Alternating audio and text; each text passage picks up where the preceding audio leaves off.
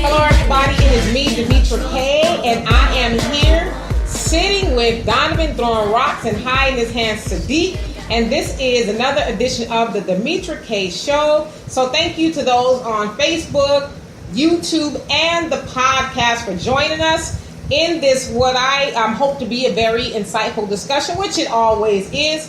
It is the purpose of this show to promote Black love, knowledge, and understanding of all things that go on in the Black community to make us better and to put us at the top, right? And so today we are going to be discussing, hey Billy, Black Power. We are going to be discussing Maxine Waters, but we're going to be discussing really the dynamics between Black men and women, but we're just going to start off with Maxine Waters. So I'll give you guys just a couple more seconds to come on before I go ahead and give you guys my information.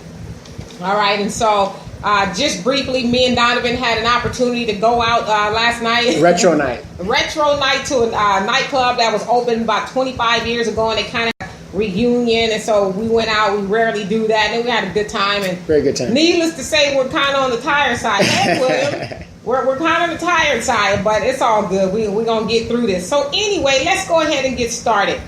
So today we're going to discuss the dynamics of Black men and Black women, but we're going to use the recent issue of Congresswoman Maxine Waters to set it off. Now, oops, let me see. Did I turn off my Wi-Fi? Yeah, my Wi-Fi is off. Okay, it was saying it was reconnecting, so bear with me. Okay, all right, so pulling something. This past week, a right-wing white supremacy group, the Oath Keepers, that describes itself as a nonpartisan association of current and former military, police, and first responders who pledge to fulfill the oath that all military and police take in order to defend the Constitution against all enemies, foreign and domestic, said that they were going to show up at Maxine Waters' office in South Los Angeles to protest her calling for people to harass members of Trump's administration. Remember when she said, when you see them out in public, at the gas station or whatever, harass them and let them know that you are unhappy, and I'm paraphrasing, with what they're doing in regards to Trump's Family Separation Act. Okay, so the Oath Keepers were like, you know what? Maxine Waters, she's inciting a riot, or she's inciting people to riot, and so us being like some, fake ass police officers, per what they're saying, we're gonna go out there and, protest, and we know they weren't just gonna say, hey, we're just kumbaya, we're here to let Maxine Waters know it's unacceptable what she's doing. It'd be like the old Crips and the Chips. Yeah. And that started when the white group was the Chips, and you had the Crips, right. And that was the rise. So we went out there and kicked a little ass. Right. But so we knew they weren't going to do that. We knew they were going to go out there and get ugly, as we've seen in places like Charleston, South Carolina, where these white supremacy and the far right, white supremacy, try to say that 5 times, groups, where we saw in South Carolina where they ended up killing somebody and injuring many other people, just because they're there to protest, right?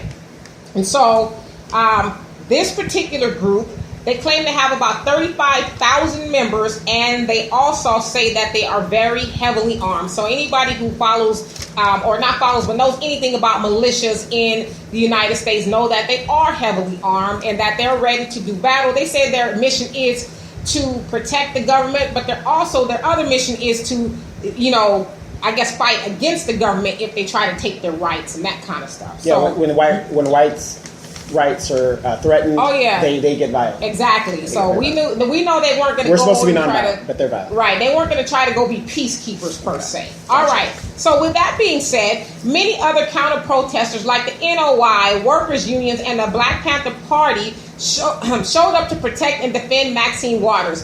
It should be noted that she was not there. She was in Washington, D.C., and she sent the memo out saying, you know what, you guys don't show up. I don't want anything to happen. But, supporters didn't listen to her, obviously, and they showed up anyway. Mm-hmm. Now, what else? And so it also should be noted that the Oath Keepers didn't show up either.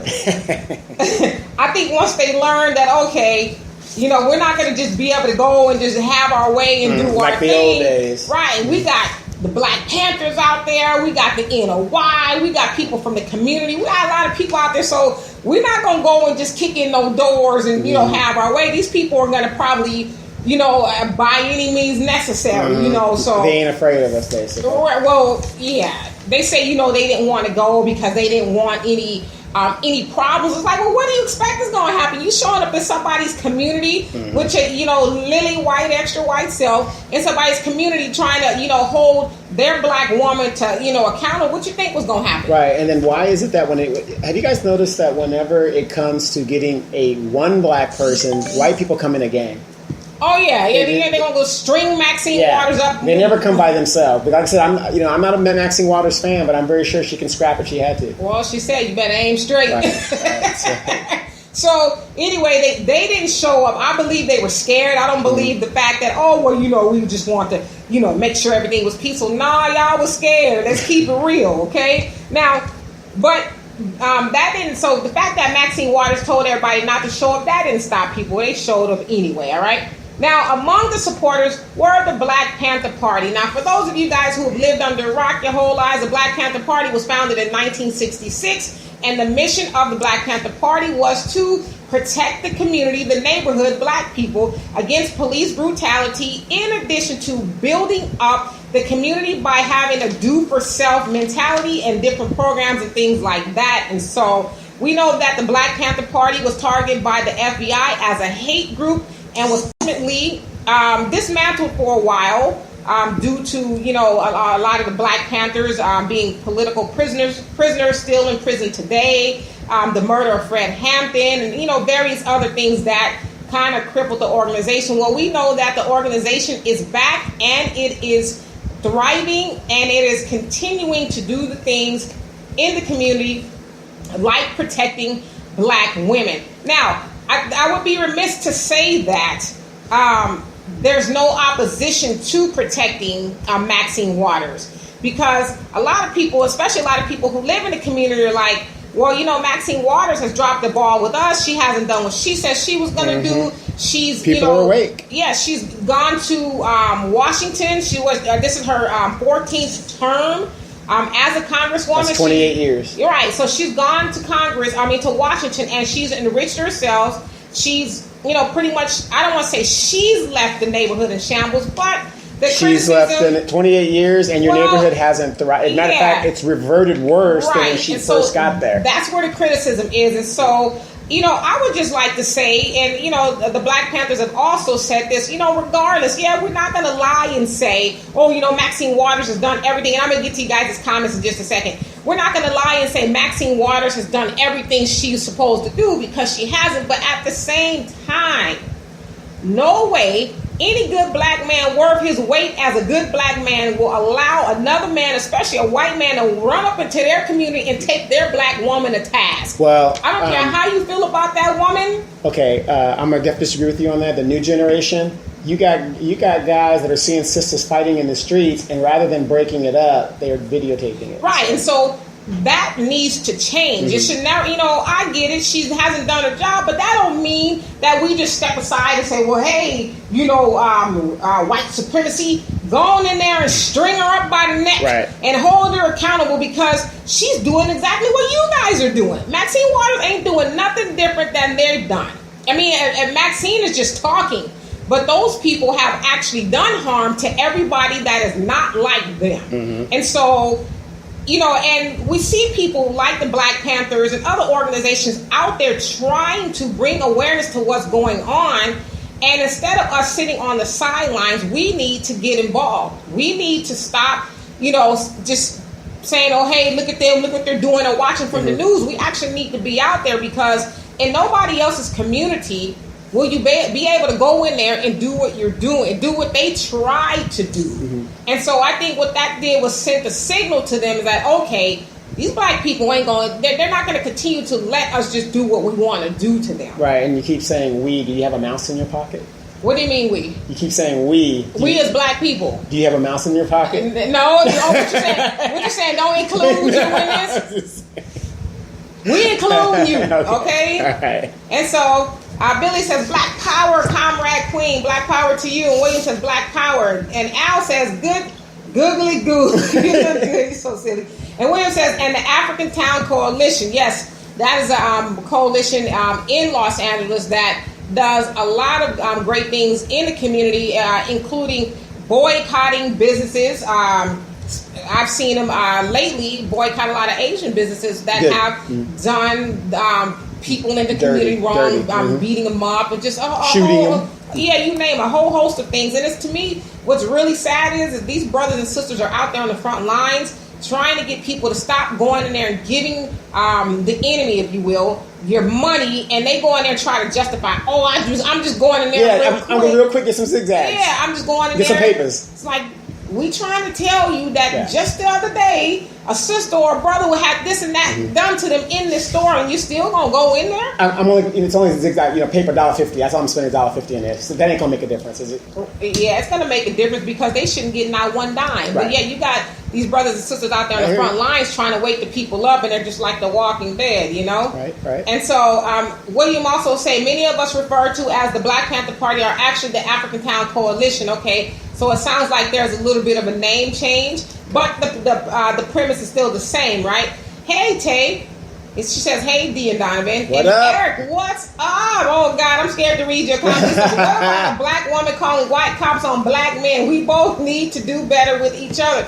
Absolutely. And that is what we're going to talk about in a little bit later on. But, we don't. Okay, listen.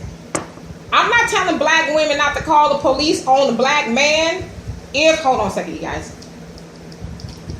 I hate a blurry lens. I'm not saying that, if somebody's kicking your butt that you say, well, you know what? I'm just not going to call. Right, I'm just going to take this ass whipping like a woman. I'll call my daddy. But I'll call my daddy before I call the police. Right. But no, I get what you're saying, Eric. we need to find a way to get along. And Amanda says, how was the Metro reunion? It was awesome. It was no, like you said. It was awesome. Like you said last night, it ain't a reunion if you weren't there. Amanda, he said it wasn't a reunion if you weren't there. And Al says, when the Black Panthers called the beautiful sisters in the community, they said, can you hear me out? Yes. And one thing to my boo real quick, there was a sister there that was thick like you, but you had her beat hands down. You're right. And confidence, what's happening? I like that, confidence. Yes, shout out to African Town Coalition, watching from Jacksonville, Florida, by the way, of Nigeria. You know what, my sister, Amanda, is in Jacksonville. Yes. Hey, Quentin. And so I guess my question is this, and this is, I guess, it's kind of a couple of old questions. When is it going to be okay to... And we're talking about black women right now. We're going to talk about a couple other things in a minute. But when is it going to be okay to unapologetically protect and respect black women? It is said that the black woman is the most unprotected and most disrespected person on the planet. And so if her own man, and when I say her own man, the black man continually finds reasons not to protect her, well, she didn't do A, B, C, and D. Okay, let's say Maxine Waters ain't doing none of that. But I'm going to ask you brothers this, and maybe y'all can help me out a little bit. What does that say to you as a man, not even a black man, but just a man, that another man will come in your neighborhood or even think that he can come in your neighborhood and hold your black woman accountable and you ain't going to do nothing? What does that say that he and many others like him think about you as a man? To me, that's the equivalent of a dude knocking on your door saying, I want to slap the mess out your woman because she cut me off in traffic. See, back in 1919, that might have, worked because what you going to do? You might get strung up, but we ain't in 1919. We in 2018. And so I'm asking you guys, what does that say about you? Regardless of what Maxine Waters has done, let's just take it from her being a black woman, that a white man of a white supremacy wants to come in your neighborhood and get her straight. What does that say about you? Yeah, just real quick, I try to get that shadow off of your face. Oh, it's perfect. Yeah. Thank you. So now, people that don't know me, you can see my shadow in the back. So yes, Donovan. And you guys will see him on the YouTube feed. Yes. And then so, used to know what's happening, says most blacks have the mentality of it's not me, it's not my business. Yes. It is your business. It is your business because, like I said, I want you guys to name me one other race of people who make excuses not to protect each other and not to love each other. Armenians, they do that? Kim Kardashian's being farmed out and You the know Kardashian what? family. You being serious? No, but nobody's saying anything. No, they're not saying, hey, this is outrageous or whatever. The Armenians do that. But they're not taking their women to task, by saying... but they're not... I mean... Okay. How dare these beautiful Armenian women deal with these Negroes? Please, they're making money. I think that's what their main concern is, okay? Okay. But yeah, it is our business, so like, if you see, let's say for instance, like you have the African Town Coalition, they're out there protesting and trying to bring awareness to things that's going on, especially if you live in a community, drive over there and help, even if it's for like 10 minutes, 15 minutes, 20 minutes, stand out there in solidarity, because the more the merrier, the more the mightier. The more you have out there, the more people are going to start to pay attention. They're going to start to say, okay, these black people are starting to wake up. But the sad thing is, we would rather sleep all day and then go hustle whatever our hustle is at night, rather than stand up for our community. Well, that's going to change, because at this point, we don't have a choice. Well, I mean, we are now, like I said, sometimes you have to ask yourself, is this 2018 or 1918? Yeah, funny thing, during the LA riots, people were, all my white friends, because I was on the base at the time, they were saying, why are they burning up their own neighborhoods? Well, that isn't their neighborhoods. They're all renting there, or they're Section 8 or whatever. So destroying that community... anytime you see something like that, it's just the boiling point, and the pot has just boiled over. It's like, we can't take this anymore. Yeah, it might be where we live, but damn, But I'm just saying, on that scale, it wasn't their property. They didn't lose anything. Right. And in Holland, what's happening? You says weakness, indeed. And Tay says, the men in my family taught me that if your man won't go to war for you, he isn't worthy of you. Amen. That's right. Why haven't you called me, girl? But that is a word that we all need to take heed of. And Billy, you say, all power to the Black Panther Party National Defense Southern California chapter. That's right. And then Al says, don't forget, next Sunday the Demetria K show will be on the road at Magic Mountain. Yeah, we're going to Magic Mountain. She was doing a lot of walking. Bring your walking shoes, because you ain't getting on no rides. Jesus. Eric, he says, because that same white man told her she is strong and she can do better without a man. Most say their son is their man. Yeah. Well, we know, Eric, that is starting to backfire. Yeah. Not starting, but it is backfiring on us as a community, in that we believe the hype, especially black women, that we don't need, or we didn't need black men. Well, that's a lie. 74% of black women have never been married. Well, okay. But, let's take Maxine Waters, for example. Who was out there? I mean, yeah, there was some sisters out there, but, just think about it. If the Oath Keepers heard that there was going to be a bunch of women out there, you think they would have showed up like, what they going to do? Mm-hmm. But they knew that there was some men out there that was going to take them to task, and so they didn't show up. So we do need men. So we need to stop believing the hype. Oh, I don't need no man. Yeah, who you going to call at 3 o'clock in the morning when somebody knocking at your front door? You probably going to call a man. You ain't going to call your good girlfriend, girl, what should I do? Right. Yeah, there you go. And then Tay says, I don't think the Armenian community claims the Kardashians. Donovan just be making up stuff. No, like I said, they are of Armenian descent. So okay. And Eric says, I believe in protecting my woman, even if they don't ask for my help, or my women, if they don't ask for my help. We are important to each other. Absolutely. Mm-hmm. Yeah, I mean, and everybody should have that attitude, because if you don't do it, nobody else is going to do it. And your woman, the black woman, is going to continuously be disrespected and unprotected. I want to say something. Yes, and Donovan raised his hand. I raised my hand this time. I want to make sure I get recognized. I'm gonna have to agree with you, and I'm going to say this for those of you guys that did not make the event last night. We sat there and we like to people watch, and we noticed, and those of us that know about the Metro, that a lot of the brothers my age, and some are older and some are younger, were coming in with other bands. There was a lot of sisters there. Oh, singing. Yeah. So, we were at this reunion, and there was a lot of people with other people. Mm-hmm. There, not black women. It was black men with other women. So. Right. So, and I bring that up to say there is something inherently ingrained where we have got in our minds that we don't want, especially as a man, where I'd rather get a light-skinned girl. You don't want your own woman. Yeah, you don't want your own woman. Right. And if you don't want your own woman, you won't protect her either. Yeah, you don't think she's worthy of it. Right. And then confidence, she says, my app is malfunctioning, but I would say the best international black organization to join and rebuild is the UNIA. That was Marcus Garvey's organization, and ACL. Please enlighten me on the ACL. The acronym slips my mind. I'm not quite sure what that is. And Charles, what's happening? Says, good evening, D. As you already know how I feel about those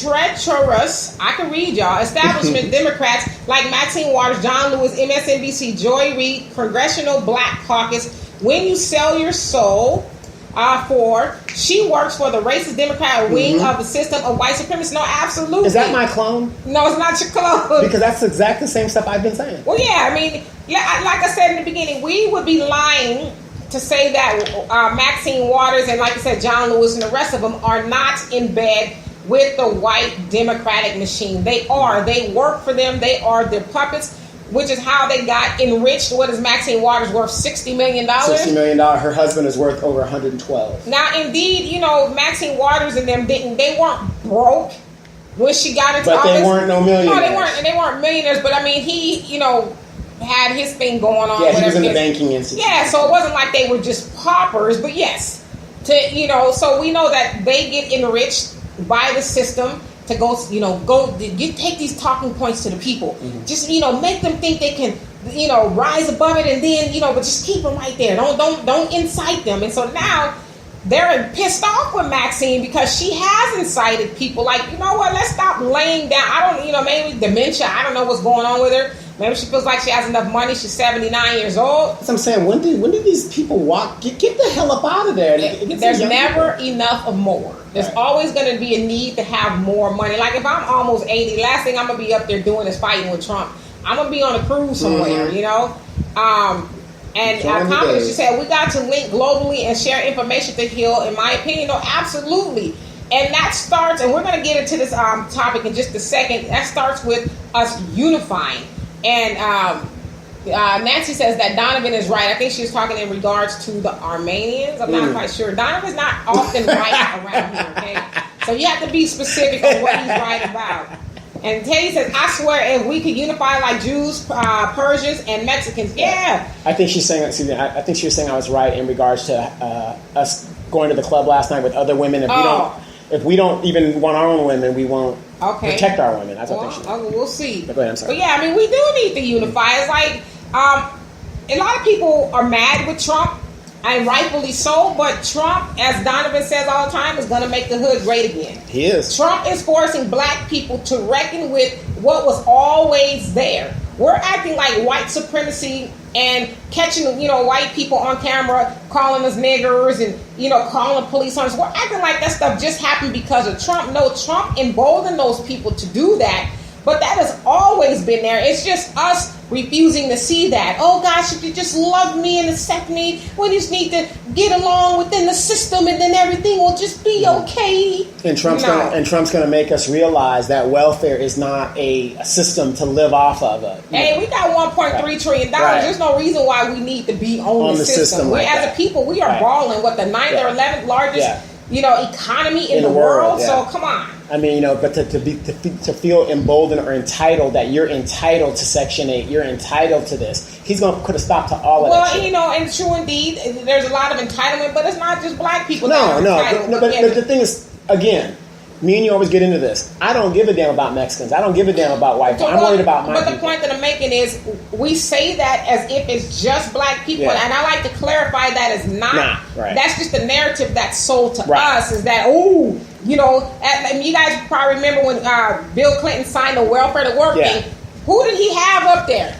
He had black women. It's like, really? And then Ronald Reagan labeled, due to some black woman who was built in the system, the welfare queen. So we got to be careful about that. But we should not shame away from calling out our own people. No, we got to. And Houston says the black woman has known to work with many of our oppressors and has turned their backs on black men long time ago.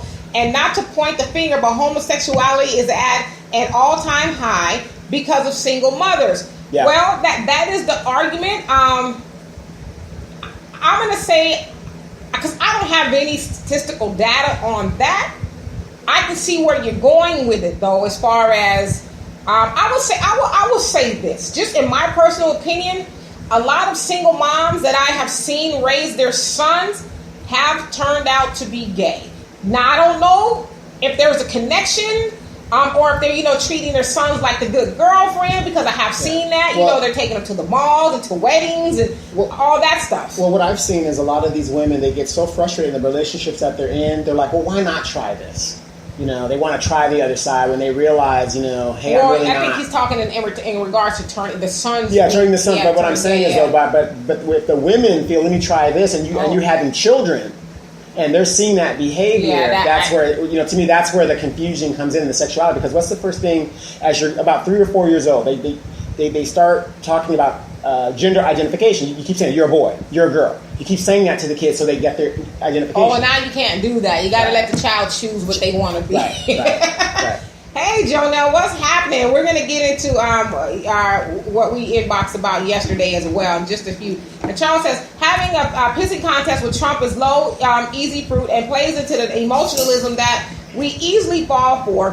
What has her votes done for her district? Protecting the corrupt establishment is anti-black. No, absolutely. So, like I said, just drive through her district and you will see for yourself. Well, I mean, hell, they were there the other day. I mean, like I said, we're not saying that Maxine is perfect. All what we are saying, though, is in no way, shape, or form are white supremacists going to march and walk to see themselves up into the community and have their way with this woman or anybody in that community, because you wouldn't be able to go up into wherever they live and stake your flag up in there talking about we finna hold your woman accountable. Try to see what happens. See what happens. They come out with that. So guns, they shouldn't be able to do it to anybody, including Maxine Waters. But I will say this.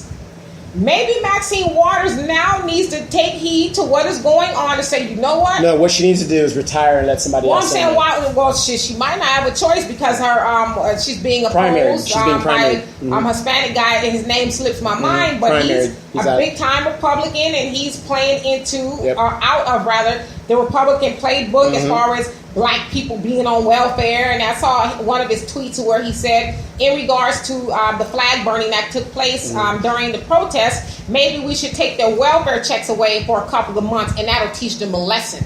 For a couple of months. So this is the guy who is trying to run for Congress. He's running against Maxine Waters. And so to me, I thought, well, if I was Maxine Waters, that would be an eye-opening, awakening for me. Like, wow, I'm out here shaking my hand and waving my fist for, illegal immigration and all this other stuff. And this is how they talk about my people? I'm just saying.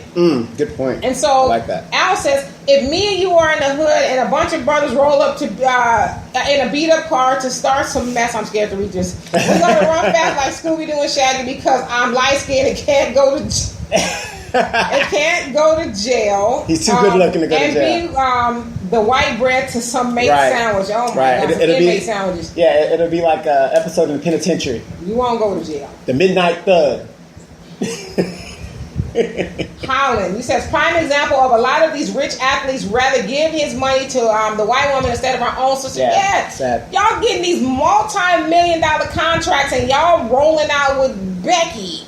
Imagine all that money. And Becky is quietly suing your butt and taking some of that money with her. Let me look at somebody like LeBron James. I mean, I know he's not really a fan favorite of a lot of people, but you gotta give the dude props. He's with a black woman, building black businesses. He employs a lot of black people, and so. Okay, let me ask you this: you don't think that he has a side chick?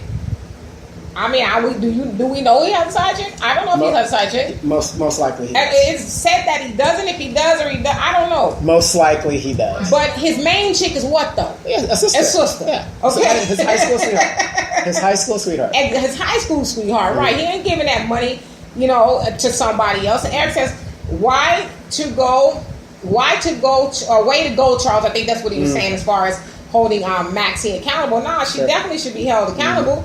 And Holland is asking Asada to come on. And used to know, he says, we as a people will not find our community and find our unity until the black woman of the community once again find their self-worth. Absolutely. It says, a nation can rise no higher than its woman. Mm-hmm. And so when we are black women are not acting in an orderly fashion and doing things that are lackluster, the whole house falls. Mm-hmm. For those of you guys that read the Bible, it says the woman has the ability to build up the house with her hands, and she also has the same ability to tear it down. Mm-hmm. So it's like, which woman are you going to be? Are you going to be the woman that is building up the house, or are you going to be the woman that's tearing down? Now, when I say house, I'm talking specifically of where we live individually, but more so of the community, because it is going to be on us to keep the community together. So I 100% agree with you with that. I just want to talk about last night too. We were at the club, whatever. The reunion. I can't say club because there was one at that club,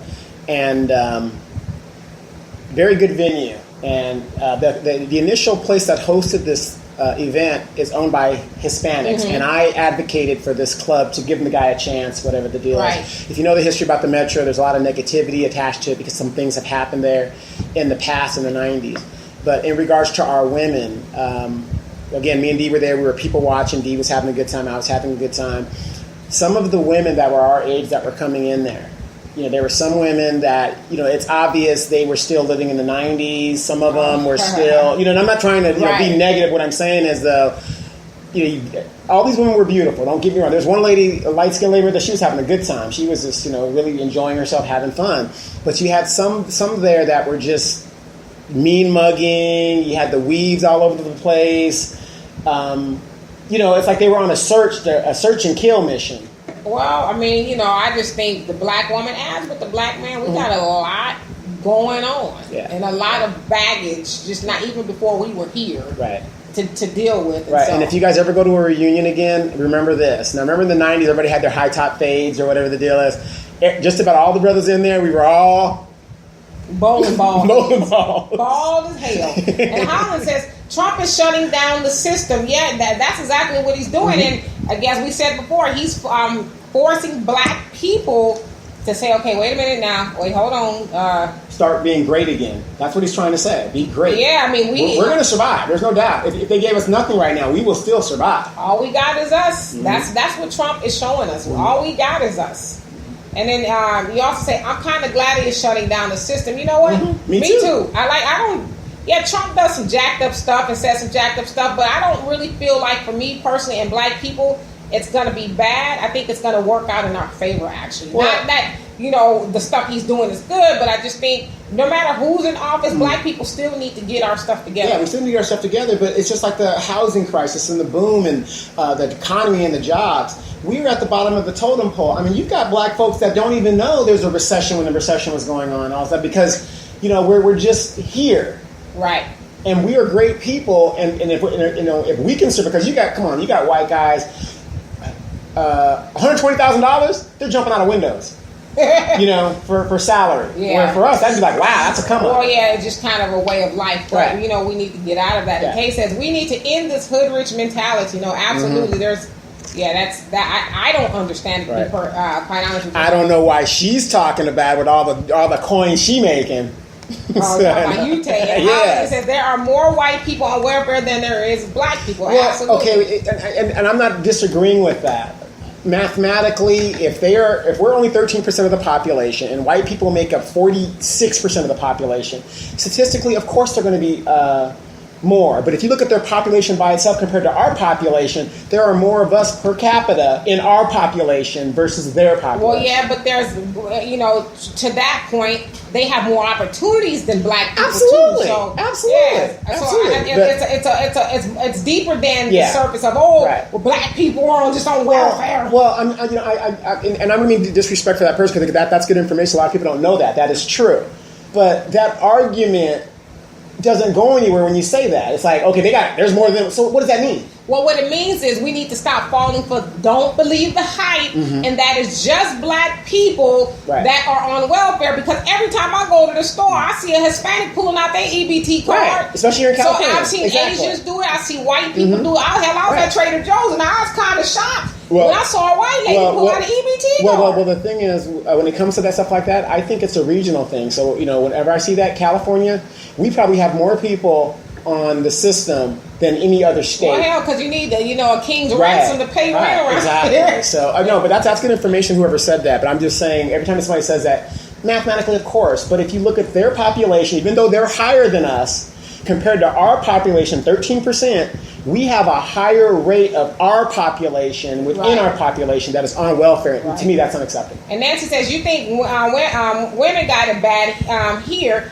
Ghana, Uganda have their president stepping in about police beating on women.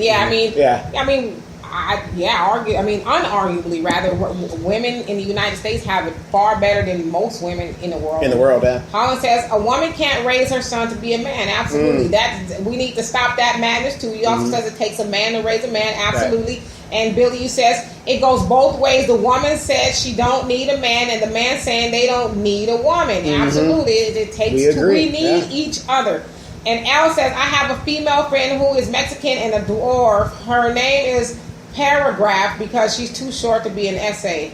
I think the term is little people. They don't like the term dwarf. Yeah, little people. But Charles says, crazy, blaming homosexuality on black women. What I see is by whatever means the black man is missing in action, though government intervention to disrupt the black family. The Black Family Union. I am agnostic, but there is huge spiritual wickedness in very high places at force here. The images and propaganda system, entertainment. A man gets a woman pregnant. Don't raise them. Damn sure don't teach them. Let me hush, but I soundly reject that blaming the black woman of homosexuality. And that's why I said I don't know any statistics or anything factual that backs that up. In my opinion, what I've seen that. I don't know if there's a direct correlation, but I agree in that when the black woman gets blamed for stuff, it absolves the black man of his role. Because if a black woman is raising her children by herself, to me, the other question should be, okay, well, where's the daddy? Right. Why does he get off the hook? I mean, why is it her sole responsibility to raise the child? And so I thank you for that. That's the point. But that's good. But he's missing one thing. To sit there and say that there isn't a probability that is part of the problem is ridiculous, because it's just like, you can't sit there and tell me, again, my biggest thing is weave. You can't sit and tell me seeing mommy having her weave on her head doesn't fundamentally affect her children. It does. Well, I mean, I would agree with that. Right. It does raise some issues, but as far as a black woman, overall, no.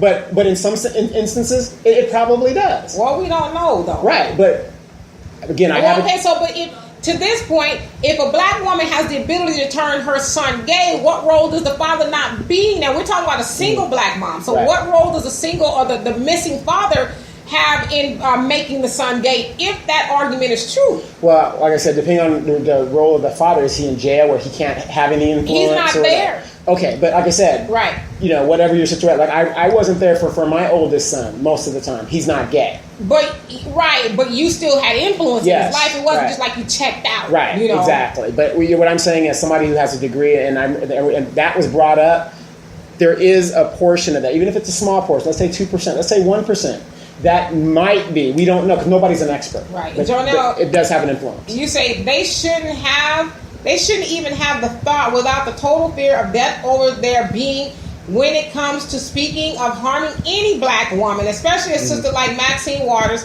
that's doing her best with what she knows to improve things for us in all this nation. Better watch out now, JoNell. Okay, JoNell, I'm going to have to say this. I'm not going to disagree with you, because we're here to have a discussion. But the point of the matter is, if you look at her record, she cannot say anything of significance. And she's going to lose that district based on everybody has seen that she has been exposed for what she is. Right. She is a race traitor. And Houston, he says, we need to adopt the it's never too late mentality black man has. Let our race down. And also the black woman, we need to stand as a united front. We have let each other down. We are getting weaker every generation. Yeah. Yes. And so as long as we keep pointing the finger, well, it's the black man, it's the black woman, it's the black man, black woman. It's us. Us, exactly. It is us. Everybody equal has equal blame. And Eric says, this is why I say the white women are the most dangerous person on the planet. She can use her gender to fool other women, and she birthed, raised, and guide the most feared white man. Yeah, I mean... Well, again, let's talk about, Maxine Water, let's talk about Beyonce. How are you going to talk about single ladies and you're married? Well, that's only for people who fall for that. Right, but that's what's happening in the media and things like that. These Cardi B's and all these people and these young people see that. You got to educate yourself. Don't let those people educate you. And then Billy says also the housing authority was used to break up the black family. Absolutely, and it's been working great ever since. Think about it. I'm 17 years old. I'm a young woman. And I get pregnant. I want to get out of my mom's house. My mom's putting undue pressure on me. For some reason, there's a schism. And we all know these women get a certain age. They get a little titty, get a little booty. They think they got the gold pot. And you guys realize that. And, you want to be a woman. You're not going to do that at your mama's house. So you guys want to run out and let. All you got to do is get pregnant. They're going to give you a housing voucher, food stamps. You're going to be set. I'm just saying, a young man, 17 years old, that's not going to happen for him. Right. I mean, I've never been in that situation, so I don't know if that's a motive to get pregnant. Or, no. I'm not saying it's a motive. Yeah. What I'm saying is, it's a safety net for them. If you got pregnant, you can go get a place. Right. If worst case scenario, the government is now your man. Right, but that the housing, situation was all by design. Get rid of your man, girl. Absolutely. Get rid of your But man. But now these girls, it's a safety net. If these things don't work out, I can always do this and have a place to live. Yeah, and the same thing's still going on. And Nancy says all the whites are in Walmart in the fat cart buying snacks. I always walk up and tell them the salads are in the front. Wow. Oh, wow. Hey, Samuel, used to know. He says, but welfare hurts our community even more. Welfare and child support has the average black father making $7 an hour. Yeah. Y'all, we talked about this once before, and you can go on YouTube and go to the Demetra K. Listen, and our videos are there if you want to review them. Well, we talked about this a couple of weeks ago on this show, and somebody says, "What are we talking about again?" I'm gonna just say this: I know it's not popular, and I know it ain't fair, but if you know that the child support system is not for you as a black man, stop making babies you ain't gonna be there for. Stop laying down with women you really don't want to be with. That, to me, it's that simple. Maybe it's me. Maybe it's Maybelline. I don't know. Okay. It's hard, trust me. Do you see this? Did you see where some of those girls were dressed last night? Well, when it's hard, you need to think about before you do something with it. I thought you were going to say when it's hard, you better make it soft. Don't make it soft for somebody you ain't trying to spend 18 years with. I mean, like I said, we were at that club. You see where some of them women were dressed? And you're thinking, whoa. But y'all fall for it, though. Because that's something ingrained in animal. Well, then stop crying about making $7 an hour when you get put in the child support system. Yes, ma'am. And Charles says, yes, these show me the scientific data, not assumptions. I'm with you on that one. And Al says, hey, Donovan, pick one only. Was the worst club? Ghetto, Metro, a Wonder Woman weave, watered down drinks. You know what? DJ don't play nothing good, or the club not opening the doors with people standing around for hours on starting time. I went off about starting on time. I could deal with everything else. I was in line, and they played my theme song, Return to the Mat, and I'm sitting waiting at the door. We got there at 9:40. The thing was supposed to open up at 9. They got my money. Wasn't that my main complaint? For like 30 minutes. 30 minutes. I was going off. But I was entertaining people as we were sitting in line because they were laughing and listening to our conversation. Is that what it was? It was entertainment? Entertainment, yeah. Okay. And let's see. And Al, she had a mini dress on. He a lie. Houston says, black women assume no responsibility if it's no father. What about uncles, brothers, males, friends? Most black women oppose their son being disciplined. No, I mean, hey, I agree. There's no excuse not to have an influential man around your son. None whatsoever. And I do agree with you on that. Yeah. A lot of black women, not all, but some think that that's my king. That's the man of the house. Oh, my boo, my this, my that. But it's like, that's not your man. That's your son, and he needs direction, So I agree with you. And Shantae, you say, Donovan isn't wrong. I have cousins that use government assistance like it's their baby daddy.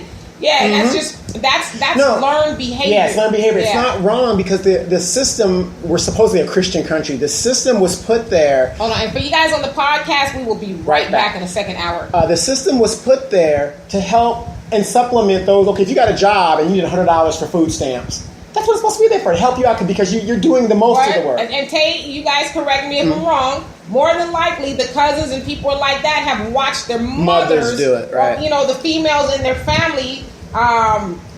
Game the system. Okay, game the system. Game the system. So, I'm not saying it's wrong, but it isn't a lifestyle. it's not. It shouldn't be a way of life. Right. It's supposed to be. It was meant to be because you know even back in FDR days, black people couldn't even get welfare or anything like that, which is how we as black people ended up being Democrats. Because the Democrats used that in giving us social services. Because before it